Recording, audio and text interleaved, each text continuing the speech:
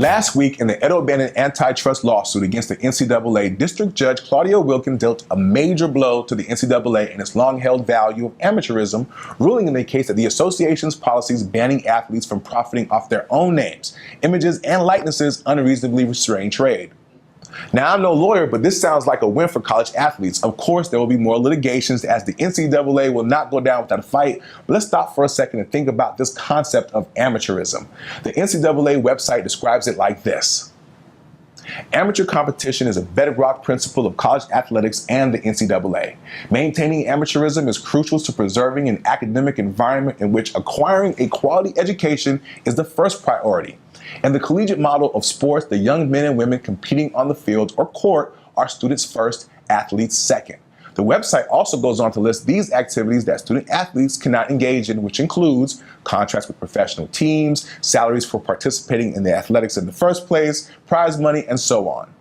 Now let's keep it funky, right? The NCAA and its member colleges want these athletes to be seen as students first, not so much because they care about their academics, but because that means they don't have to pay the people that help them generate, you guessed it, the billions of dollars. And yes, that's billions with a B. Now, some people will say that students are getting paid in a way, right, through free education, which means tuition, room and board, and that should be enough.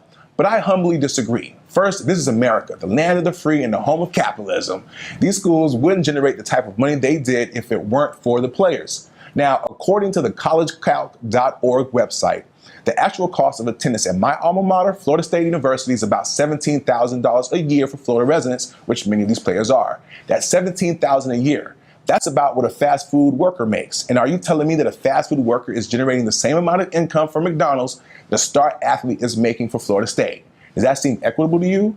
Maybe if FSU could pay some of its players, they wouldn't be at Publix stealing crab legs in the first place. Hey, I went there, so I'm allowed to do that. Now, I'm not saying that we should pay them like professional athletes, but I am saying that players should get a bigger piece of the pie. What people don't know is that many of these athletes are on one-year scholarships that are not guaranteed for 4 years. In many cases, they're not allowed to work part-time jobs, even in the off-season. If they suffer an injury while playing, they may be on their own after their scholarship is terminated. Think about that.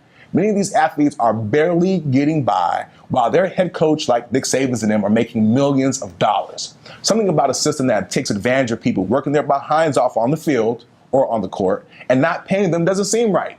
America used to have a system like that many years ago, and rightfully so, it was abolished. I think it's about time that this one was too. And that's said nicely. I want to thank my guest, Kissy Lee. If you haven't already, make sure you check her out. Her new single, shout out to my ex. As a matter of fact, shout out to my exes out there for watching. Thank you for watching. Anyways, here on the Nick Nice Show, try to do the best that we can to bring you the music, entertainment, and politics done nicely. I think we've done our part. So make sure you do your part and tune in next week, same place, same time, and tell a friend. All right, I'm your host, Nick Nice. This is the Nick Nice Show. And until then, be easy, but most importantly, be nice with it. And to all my Haitian masters out there, now parlez plus tard!